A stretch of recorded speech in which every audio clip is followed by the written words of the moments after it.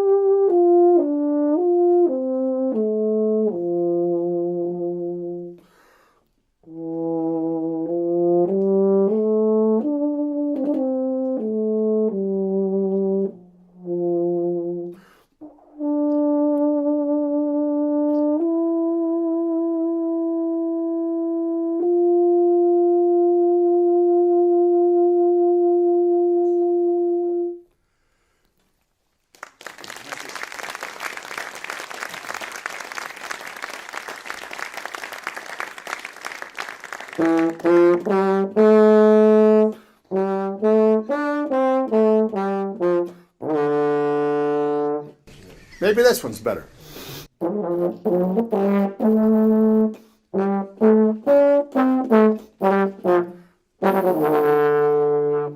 How about this one?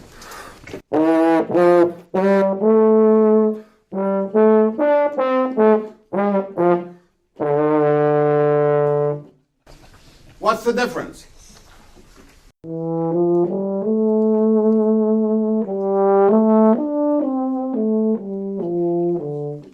Same lips, same mouthpiece, same instrument. What makes the difference in our presentation of music? We know that music is perhaps one of the foremost communicative art forms that we have. It's a way of expressing our innermost emotions, thoughts, ideas, feelings, and also communicating those of the composer to those who are listening. But there's a lot of people, and you probably have heard some of those sounds before from other players. And so we want the purpose of today is to talk about what is the difference, what makes the difference between mechanically producing sound and producing music and making music. And musicianship is an interesting word. We have to define what is musicianship. What do you think it might be? Anyone have any comments? This is interactive. Someone must have an idea of what musicianship is. What is? Pardon? Communicating, okay, well, that's the one idea. We know it when we hear it. You know it when we hear it. Now that's a great idea. Now, what if we only learn by hearing is a very positive force. And the famous pedagogue and horn teacher and performer once said, musicianship is good taste in music. Sort of like the difference between a McDonald's hamburger and maybe a steak someplace. There's the same, it's meat, you know, but what is the difference? It's good taste in music. And so we have to define what it is. Musicianship is the way of shaping and producing the sound that makes it more effective in communicating, as was mentioned here earlier. And so we find that when we're learning to play with an instrument, we have to develop two things. We have to develop our physical skills and our musical skills. Too often we spend most of our time in lessons, I know, probably working on your physical skills, on your ability to produce the sound, your breath, your embouchure, your tongue, your range, tone production, and everything else. And very little time is ever spent studying actually how do I apply these things in a musical format. Today I'm trying to share with you some ideas of how you apply all these wonderful physical skills that you've acquired in a musical way. I like the definition that I've used as being skilled in music performance as an artist in a professional manner and being able to communicate. Good taste is applied in music. Now, what do you do? What do you have to have in the way of skills to be able to musically play? The first and most important aspect is tone quality. Tone quality is your most musical aspect. And tone quality that you produce can change your musical presentation 99%. So when you think about tone quality, especially for euphonium players, we don't have a problem with it because euphonium means beautiful tone. So, but how do we acquire that? We have to think of what kind of characteristics do we have for the tone quality? And how do you describe the character? How do you describe a beautiful tone quality? We often have a hard time with this. This is one of the indistinct things. So I have about 7 different characteristics that I use for describing tone quality. They're listed on your handout. Did anyone not get a handout? Because we have a lot of extras here, I think. Here's one right here. Pass that back to the 3rd row. And you'll see the characteristics here are shape. What is the shape of your sound? When I was growing up in the 50s of the last century, we used to call it pear-shaped tones. Pear-shaped tones. Anyone remember? A few of you remember that. And but we want to think of the shape. Is your tone quality triangular? Is it square? Is it oblong? Is it round? Usually we like to think of a round, rich tone quality. If it's angular, we find there's sharp edges or other things to the sound. So if you want a sound that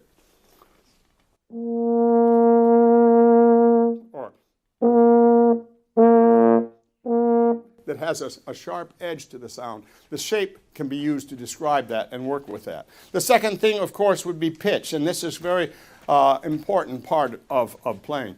We find that if you're playing sharp, it's often pinched and tight. If you're flat, it's often soggy and not as good. So when we're playing with a sharp tone or a flat tone, by finding the core and center of the sound, pitch-wise, it is helpful. And the second thing that's related to pitch is the center of the sound. Is your tone quality sort of soggy? Does it have a core or center, a resonance to the core or center of the sound? Think of it and compare it with a Concord grape. You know, a Concord grape's nice and big and juicy. We think, oh, that's great, it's a big sound. Well, big sound, but there's no center to it. So you can't really understand what it is. Think of it more as a ball bearing. Throw a grape against the wall, splat. Throw a ball bearing, boing, it goes and makes an indentation. So your tone quality has a better center, and you're able to better tell what the pitch is when you have that quality. The other thing is consistency. Is your A the same quality as your B flat? When you play a scale, is it the same all the way?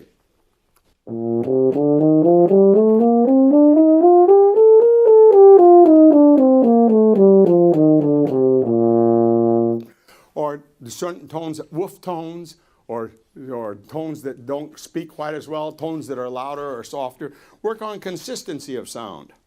We also look at the intonation with regard to pitch. Do we really play, when we're playing musically, we want to think of tonality. do we play within the tonality of the key? And that is also a very important part of tone production. To me, one of the best aspects of shaping and helping tone quality is vibrato. Vibrato is, of course, what is vibrato? Who would like to define vibrato for us? Anyone?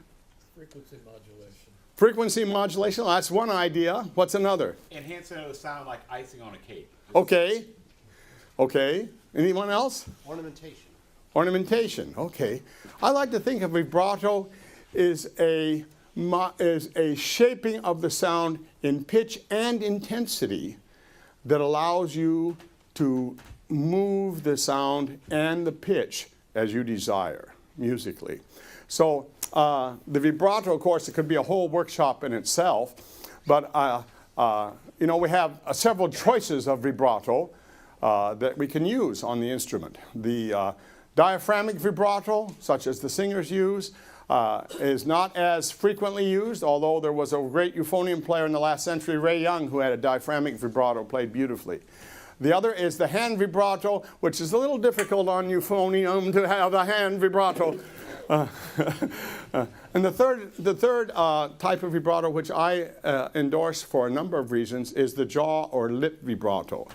One of the reasons why this is very effective is because if you can learn to use this vibrato, unless your horn is perfectly in tune, tuned at the factory like mine, you'll have a good opportunity to be able to move the pitch up and down because you've learned to lip the pitch up and down.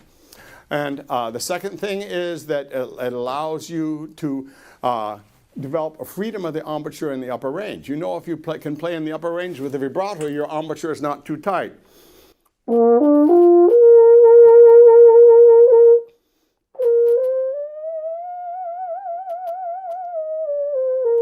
You can play up there fairly easily because your embouchure is not so tight. So the vibrato can be a very important factor. And I use the vibrato also to enhance and develop our ability to move the pitch. You know, we've learned about lipping up and down, which is one of the characteristics that learning a good jaw vibrato will do for you. But as you lip up and down, sometimes the thins out as you go down and it tightens up as you go higher. If you keep the vibrato going while you're lipping, you learn to move not just the pitch, but the core and center of the pitch as you change it.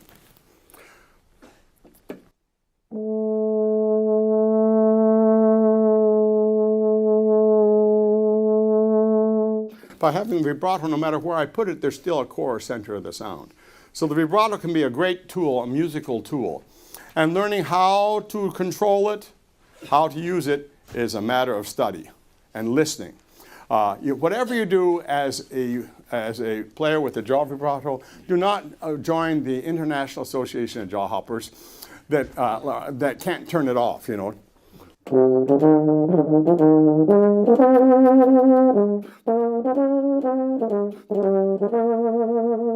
It's like that 80-year-old soprano that won't retire from the church choir.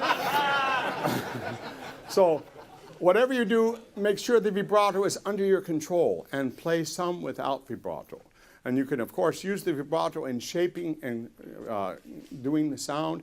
You can, for instance, use it judiciously, sometimes no vibrato, sometimes little vibrato. But that's probably one of the most, of the physical skills, that's one of the most musical skills that helps you with your musicianship. Dynamics. We have a tendency to play mezzo forte all the time. We go into a practice room, especially you students who are in college or high school, you go into the practice room and you play for that practice room, which is probably fairly small, and everything is the same dynamic. It's very difficult to play full and loud. So practice a little bit each day at your extremes, especially your pianissimos, but also your fortissimos. And at first, when you play really fortissimo, it's going to be pretty ugly, you know, but keep working on it and try and get it bigger and better and see if that will help you. So those are skills that you need to have. The musical phrasing skills are, first of all, rhythm. And we need to learn to play in rhythm. And what is rhythm? Rhythm is what happens in between the beats.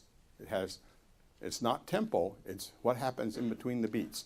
And too frequently we have problems with rhythm and technique and other musical ideas because we are not playing rhythmically, so we don't hear all the notes, and we couldn't hear them anyway. So working on rhythm. Follow through of air, think of breathing through the air. I have a number of little axioms or they call them Bowman's proverbs, that it's when you're developing your ability to analyze a piece of music and understand how you're going to play it musically, you need to apply some rules, some basic rules. And I have some basic rules that we can use, and hopefully you'll remember some of them. But one of them is more black, more air. When you see more black on the page, faster moving notes, use more air. Blow through those notes, and that can help you. You have to get a feeling of follow through in an easy way.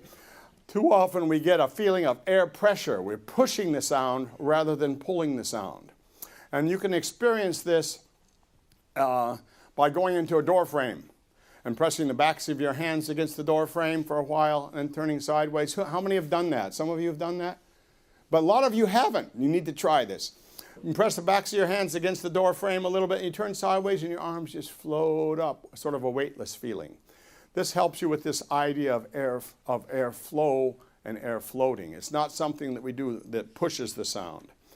The famous pedagogue Harvey Phillips said, all musicianship is building and releasing tension. Wonderful saying. We're either building or releasing musical tension. So that's another axiom you can sort of remember. And the other thing that is very important in developing ability to phrase musically is to find the focal point. Where am I going in this music? And where is the point where I want to arrive? Where do I want to build this musical tension to, and where do I want to release it? So those are just ideas. Now, how do I know what to do? How do I know where to find those things? To me, I think too often we study how to play the instrument physically, but not how to make music. And so I have provided for us today in this workshop and this time talking about some books and some other things that would be very useful to us.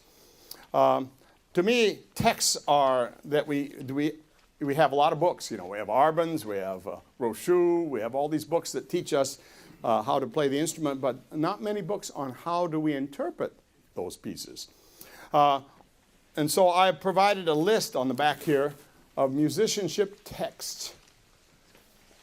There's a whole list of these, and there's a lot of them. But I'm going to talk about the ones that you should probably look at first. Also, in addition to these texts, we'll come back to that, you need to listen to as many fine performances as possible. Not just euphonium performances, but any musical performances. I never had a lesson with a euphonium player until I got in to the Navy band. I took one lesson with Harold Brash. That's the only lesson I've ever had with a euphonium player. My father was a violinist and taught grade school band. And when I'd have a lesson with him, he'd play along with the violin and show me what to do and he said, oh, it's this way. And so I had a natural musical ideas because up bow, down bow gives you a certain feeling of musicality that we don't often get in playing brass instruments. So listen to your recordings, your live performances, get a really fine private teacher, go to clinics, master classes, whenever you get the chance.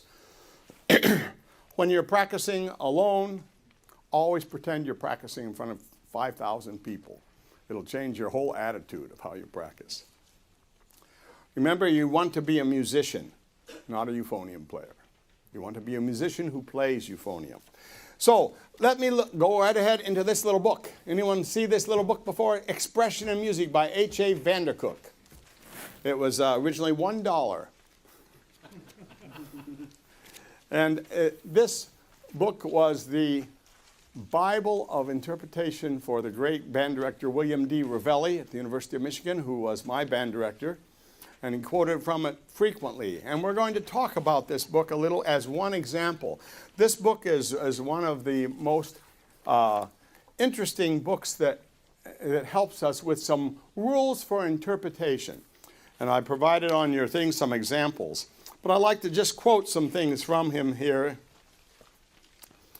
This was in 1924 that this was written. So He said, "It's truly amazing to note the larger number of marvelous performers on the different instruments throughout the country. Hundreds of them have visited me and played for me. The vast amount of execution, wonderful register, lip trills, etc., that many of them displayed is remarkable. However, so many of them seem restricted to just these points. They seem utterly devoid of the main requisite, expression or style." You know, the beginner seldom realizes it until he attempts to play a passage after hearing an artist interpret it. Then and only then he feels that while he may play all the notes, there is something important lacking. And so an old bandmaster once said, "It's not what you play, it's the way you play it." So that's in his first chapter.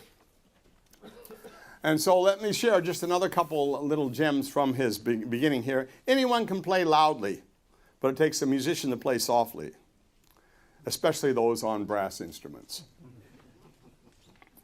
You know, many players, both beginners and more experienced players, assume that all the notes in a passage marked fortissimo should be played extremely forte.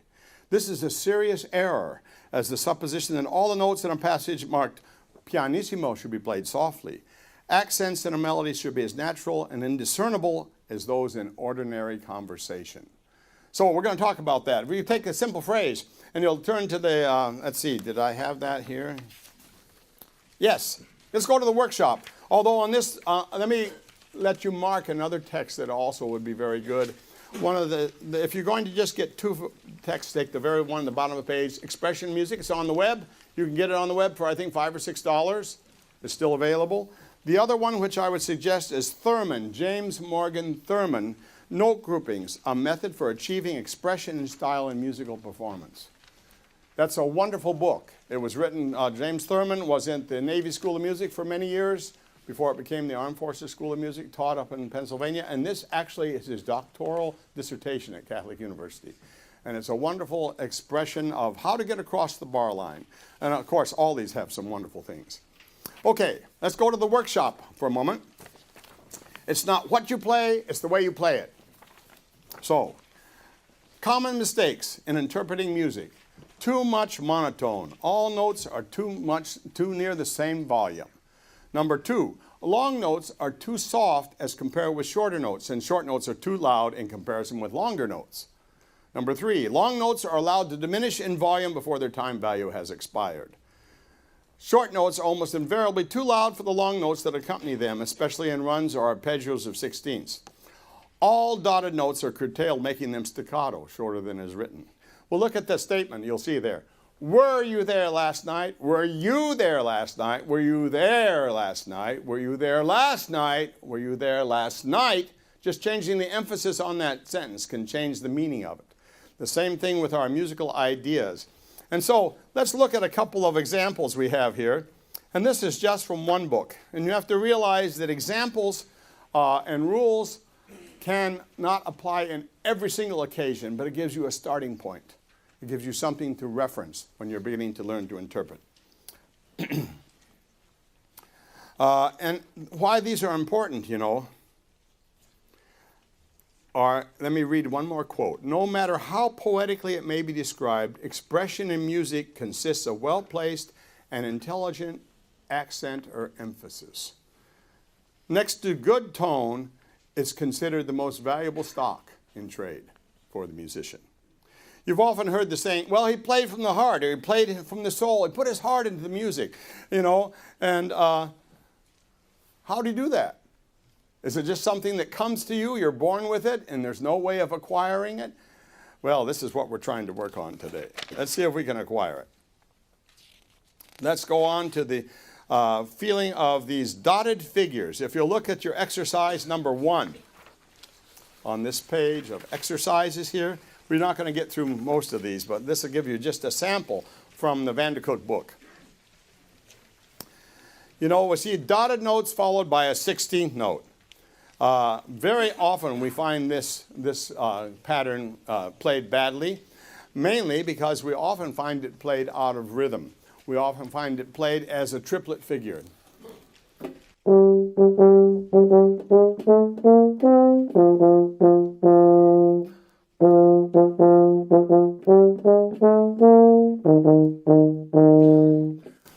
often we see that the dot is not taken care of, so we don't have that happen.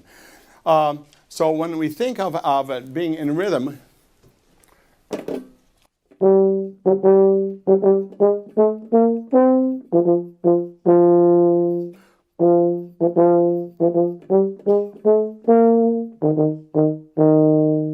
it makes a whole different feel. Now, how many of you have heard of the oboe player Tabito with the Philadelphia Orchestra? For many years, he was a very wonderful musician. Tabito had a very scientific method of developing emphasis, and it's sort of similar to what he has done, what Van de Kock has done here in exercise number 3. You'll notice that he has done a couple of things with this explanation of how to play this. Whenever this figure, this dotted figure, appears in a passage 2 or more times, the breath current should stop for an instant after each dotted note, just a slight break. However, when only one of the figures appears in a melody, the dotted 8th note should be played legato or given full value. So we find that in this one we have a dotted figure, 2 dotted figures that we separate, and then the last one we can keep solid.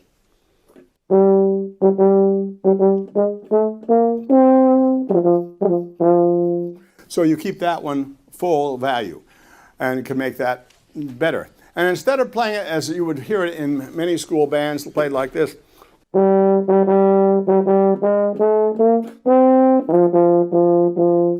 there's a difference in emphasis. And you'll notice what he has done is he's shown exactly how this is very, very detailed and doesn't have to always be that. He has 2 8th notes tied to a 32nd note. That's the length of the first note. And then the staccato note, or the notes going up, have a slight separation too. And he also then gives you the weight that you can have for those notes. You notice there's a 3 on the first note and a 1 on the short note, in keeping with his ideas. Then a 3, then the short notes, and then we find the longest note in the phrase, the top C in B flat treble clef, is a 4. So we have 3, 1, 3, 1, 1, 1, 1, 1, 4, 1, 1, 1, 2, 1, 1, what is it, 3. So we have a feeling of getting an idea of how much emphasis we can give to each note.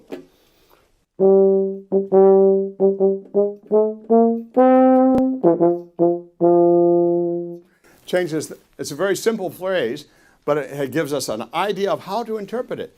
Now this can be consolidated, especially in approach to marches. This is very effective for marches. I have another axiom that we use in my studio. It's called LLSS. LLSS. And you can apply it to most marches. We have some guys. What is it over there? Long notes loud, short notes soft. Long notes louder, short notes softer. We can apply that a lot of times in a march, for instance. The weight can be stronger on the long notes, but we don't want to play them all the same. Take this famous march.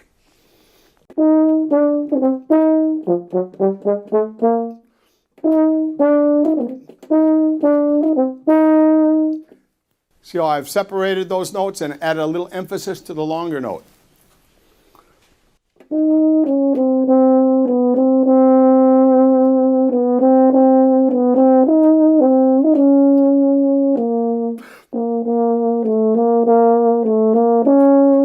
Gives a little more lilt to the sound rather than playing everything just absolutely square and actually square. And so this can be applied in several different ways. And you can see it's written in different formats here. In example 4, we have it elongated. Example 5, 6 is the same type of thing. Gives you several different ways of doing that. Let's go ahead to syncopation. Syncopation is an area where we have certain rules for how to interpret syncopation. We find syncopation very frequently, of course. And the basic rule for syncopation is that there are 2 rules. 2 rules of syncopation, which are, and I make sure I have a stamp and I put it on the forehead of each student. The 2 rules of syncopation are separate and accent. Separate and accent.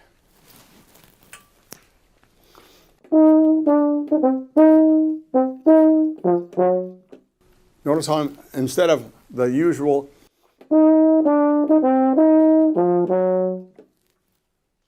the difference in that when you use an emphasis and separation. So when you look at the example number 7, you'll see that this has that interpretation, a simple form, that not only do we have a slight separation, but we have a difference in emphasis. But one of the problems with when we do this is that we get one note short and the other note long. Dun da da dun dun da dun dun, instead of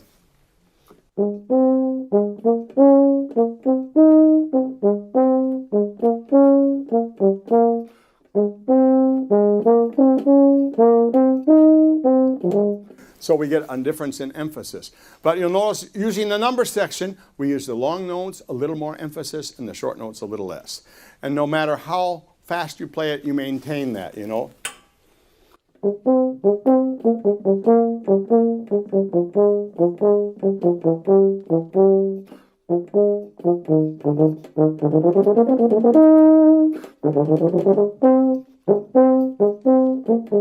No matter how fast you want to play those notes or whatever else you want to do, you want to keep that same feeling of style for syncopation, because that is very, very crucial. That really makes a difference in what we're doing. Let's look at legato. Legato is often, and when we have slurred or tied notes. If we go on to the next examples after all these syncopations, we get to number 12. When two notes are the same degree of the staff and are tied, here's another rule. The second note shall receive almost the same volume as the first note. Tom, with very little change. You'll notice in number 12.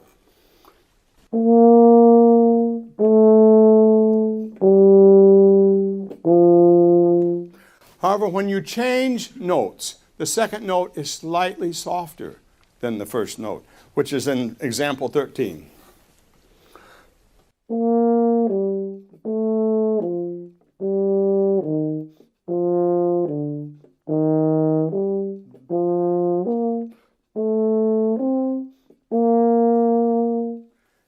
Gives you some idea of what to do with that. Then a lot of these examples are very simplistic, but it gives you an idea of developing your idea of roles. When two notes are tied in the same degree of the staff, the figure is often given a bold accent. But when they're slurred on different degrees of the staff, the figure is given a more subdued accent. So when you have this exercise 14,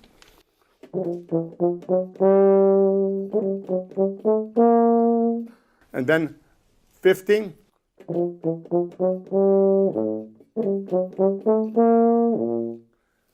you get a little different accent. And that gives you some different rules. And to interpret a melody correctly, Van de Kock advised you to sing it first. Sing it. How would you sing it? And then what would be the good style, the proper expression? And you'll notice that what we just did with that is very similar. You want to always think of singing as a guide. Let's go on to legato, because that's one of the biggest things. You know, how many of you have played a Rochou etude? Everyone here played a Rochou etude where we work on a singing quality of sound. Well, what makes that singing quality? Let me get over to the next page. We got a lot of examples here. This is for an hour workshop, an hour workshop in addition to our time. We find that when we play legato, what is legato? What does that mean? What do you have to sort of decide. Long, what else?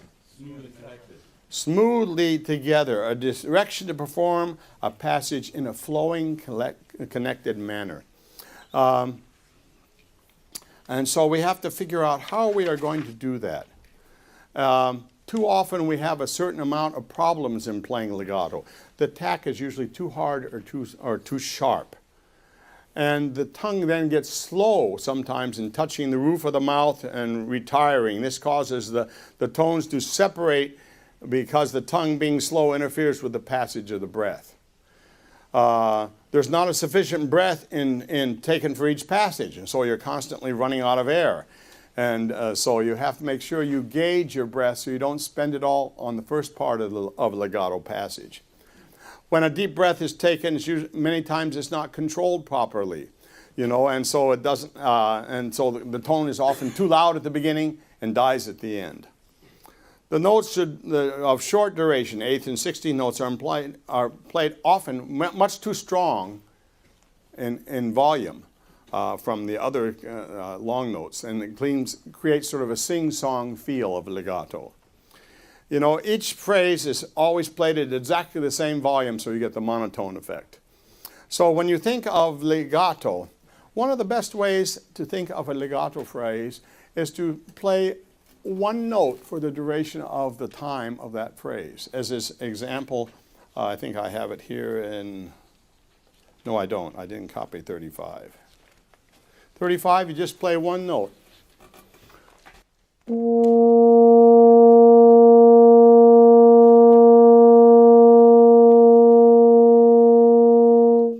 And see how smooth you can keep that, and try it with and without vibrato.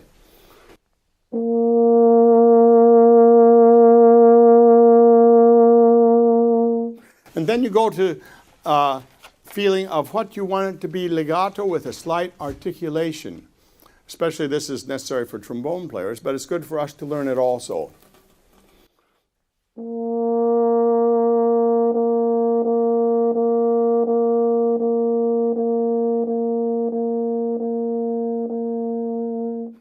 Then you can play a melody.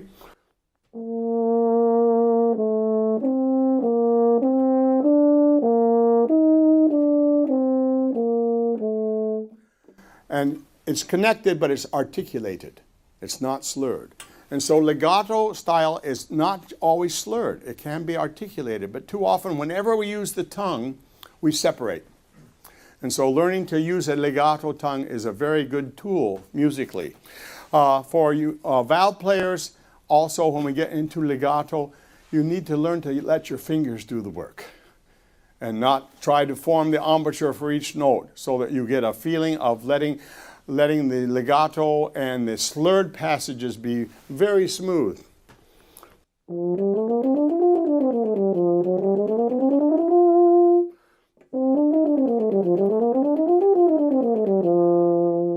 Where the fingers are doing all the work and you're keeping the air column very solid and very well. And you also then do it with a legato tongue.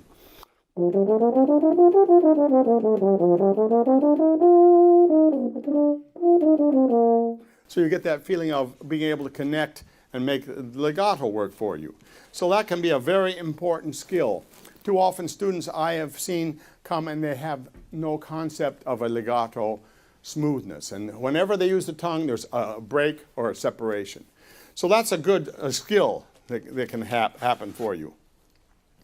Now, if we look at some other types of skills, look at exercise number 37. We're putting a lot of this together, where we have a difference in, this is very detailed and probably more than, but this, again, I'm just showing you what Vandercook has in his book that you could use for a study guide. You'll notice that we find in this andante phrase, in his interpretation in number 38, he changes when you have repeated notes that they're not all the same weight, that they're not all this monotone. He goes 4, 5, 6, 1, 4, 5, 6, 2, 1. So he has a little difference in the shape of the phrase.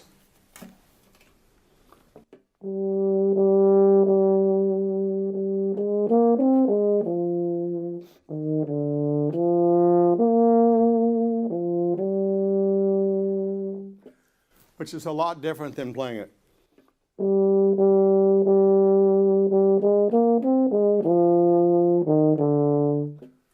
A lot different. And so just getting the shape of this phrase can be helpful. And so as you're looking at a piece of music, look at it in context with this type of idea. And if you want more information as far as the numbering system, this book that's listed here, Kincadiana, on your things, gives a lot of the similar type things. I just wanted to give you a little example of what's in this little pamphlet. That's just half of it. There's a lot more. And if you read it and you can apply it, but not always, and you may disagree with some of the things, you may want to change them, but it gives you a point of reference as a musician. So you want to get to the point when you play musically that you have something that really helps you, and besides your natural feeling of expression. And you have a basis for doing the expression that you're doing. Why are you doing it? You're doing it just because you feel it that way? Well, you may play it out of rhythm or something else, and you go to an audition and you play something the way you feel it, and it's not the way it's indicated by the page. It's not going to help you in the audition. So you want to always have a basis. Why are you playing it that way? And what basis do you have for it? And in examples, too, can be wonderful. And I hope all of you are here tomorrow morning for Roger Barron's presentation on Leonard Falcone. He was a student of Leonard Falcone for his undergraduate work at Michigan State, and has great insights into the musical ideas and how he taught, and it'll be great for you. And so you might get that opportunity. Are there any questions about this process? Yes? Do you find that sometimes the numbering system also adds a tax, a stronger attack? Well, it can if you're not working with that legato feel. And you don't want to let it be mechanical. This is a very mechanical approach with the numbering system. I don't necessarily advocate it. I'm just showing you that it gives you some point of reference that you can then apply and then utilize as you see fit. And one of the best aids to helping you with developing these musical ideas is to record yourself and then listen to the recording. Everybody has recording devices now, if nothing else on your phone. And record yourself and then listen back and see, is this really the way I wanted to express that? Is this really what I wanted to do? Listen to your tone quality, listen to your intonation, listen to your vibrato, listen to all the aspects, the physical aspects that go into making that work for you. Then when you go out to perform, and I hope you're doing it frequently, people are always amazed, surprised at how wonderful it sounds.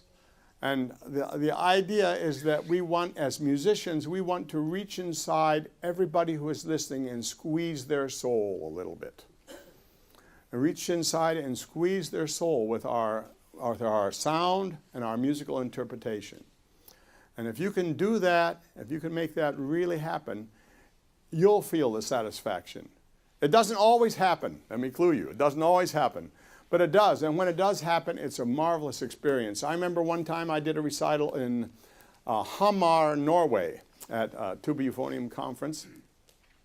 It was a great conference. John Fletcher was there, and Harvey Phillips, and Tormod was there from Denmark. And I did a recital in the evening. This was in June, I believe it was. And as I played in the recital, all of a sudden, I began to feel vibes from the audience coming back to me. And so I was able to play again, and more vibes coming back. It was sort of like a two-way mirror, you know, where you have a mirror in back of you, a mirror in front of you. Everything reflects, reflects, reflects, until it was almost a bond. At the end of the recital, you know, as people came up to talk to me, they didn't just shake my hand. They hugged me and kissed me. It was a wonderful feeling. It was a wonderful feeling, a wonderful music idea. I remember I walked the streets until about 2 a.m. It's midnight sun there, so because I was walking, 2 feet off the ground, because it was such a wonderful feeling of musical communication, and a human, spiritual, divine communication that we can do through music, and that's why we are musicians. But in order to develop those skills, we need to work on it a little bit. And if we don't have, quote, this natural musicianship, or this ability to do it without any thought, we need to find some textbooks that will help us, or some other experiences, good teachers, good recordings, and other things that help us develop this musical idea. So if nothing else, remember 2 rules. First, long notes louder, short notes softer. 2 rules of syncopation, separate and accent. And those can really help you with a lot of interpretation and a lot of the things that you can do. And when you're playing, pick music that requires this. Pick music that requires you to play musically. That's why I believe that we ought to study more vocal music. You ought to get a feeling of because, you know, brass playing is just singing. We just move our vocal cords from here to here. And so we should have the same feeling of expression when we play musically as if we were singing musically. So don't play with a harsh sound or with other types of things. And learn to use, to me, also another thing is learning to use the vibrato effectively. To not only alter pitch, but also to shape and color the sound. You have it be a spectrum of colors. For instance, if I were playing this aria,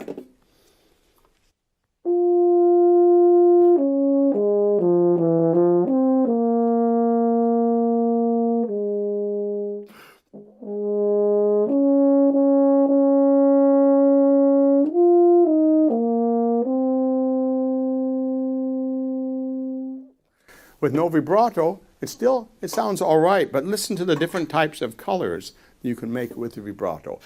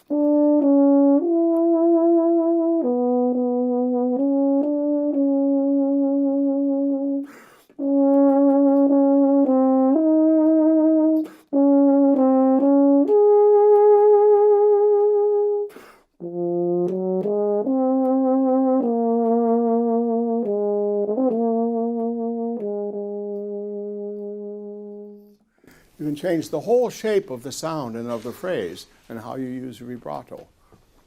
Are there any questions about anything? Yes.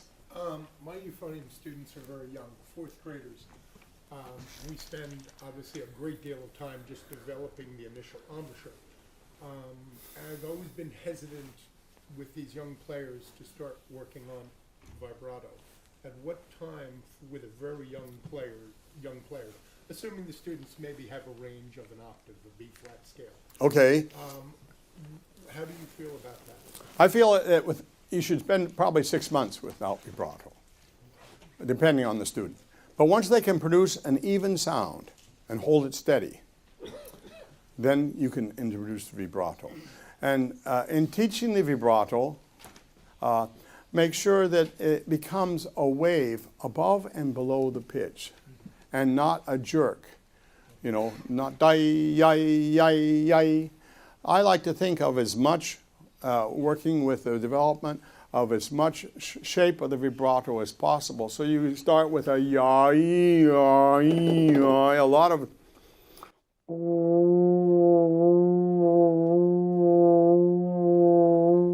and at first they'll make a lot of motion, but not much pitch change. And so as you work with it, you get it so they can do it and think of it doing on a scale a certain number of beats per second, and gradually a little bit more. I like to think of when you get it to the actual vibrato, there's very little chin motion actually. It's almost all lip motion, like you're going wee, wee, wee, wee, wee, wee, wee, wee, wee. Harold Brash had a wonderful description of vibrato with charts in his book, The Euphonium and Four Valve Brasses, which is still available, I believe, from Shimmeron, which handles Tuba-Euphonium Press now. But he used to talk about vibrato is not a cover-up for bad intonation, but a way of making intonation really happen. And it should be, and he had advocated changing that.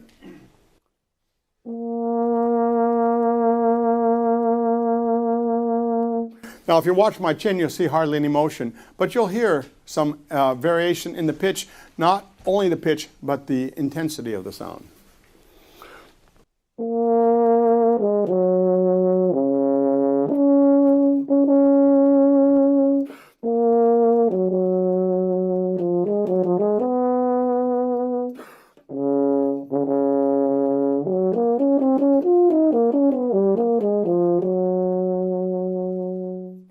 So you can make the vibrato more or less depending on where you are.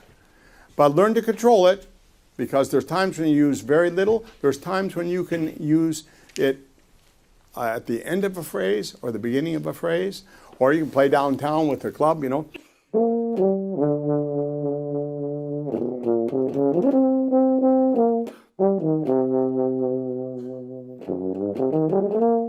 When you're playing with a vibraphone. But for instance, at the end of a solo, sometimes I will start the last note that I'm diminuendoing with vibrato and end with no vibrato, or start with no vibrato and then end with a little vibrato.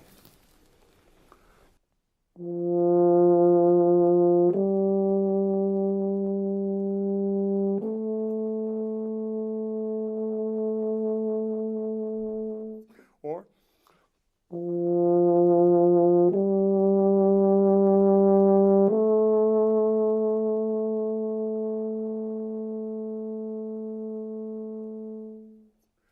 have a lot of choices, a lot of choices. The important thing too is that you feel like it's you. It's your, all these rules and everything are just the basis, but you develop your own ability to make a musical phrase and make it happen for you. That's the reason we're in this group, you know. None of us are making $1 million a day as musicians, but we're getting times like I was mentioning in Norway. We're getting times of expression and of feeling and of working together through the medium of music, of becoming more connected with our fellow men.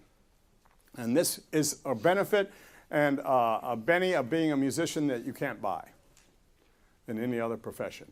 And that's why musicians want to keep going forever and ever, because we want to maintain that in that. So I would suggest that you might consider some of these texts, looking at them. There's a whole, Pablo Casals was a wonderful musician, and I quoted from his biography on him, about in his book on interpretation of music, a number of different quotes that you can use also. He talks about we must have exaltation in music, exaltation of a note, exaltation of a theme. You know, if there's no, and how do you count it here in this? He was asked, how do you count this passage? He says, with my soul. And so there's a lot of quotes here that you can read at your leisure, but maybe at least, if nothing else, we've piqued your curiosity about how I could study musicianship as well as studying how to play the tuba and euphonium. And this is the purpose of this exercise today. Are there any other questions? Yes? Could you comment on the value of ear training? Ear training? Of course, ear training would be very valuable. Ravelli said, if you can't sing it, you can't play it.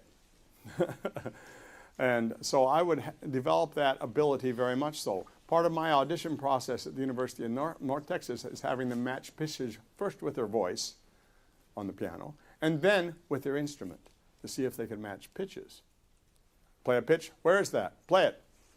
You know, and that's a very important process, because remember, you're not a horn player, you're a musician.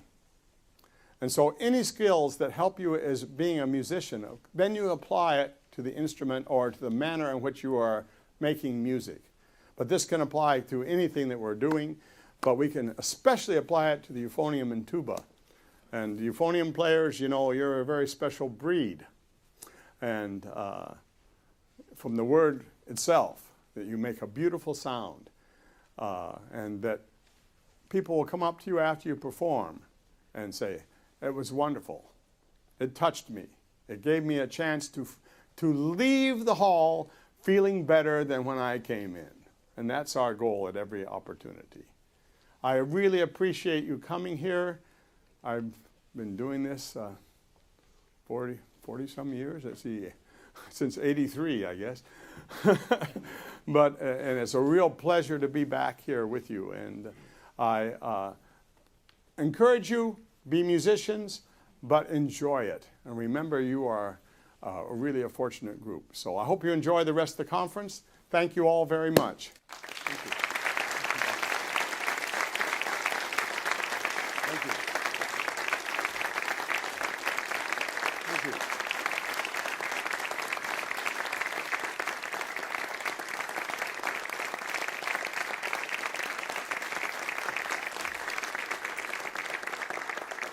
Thank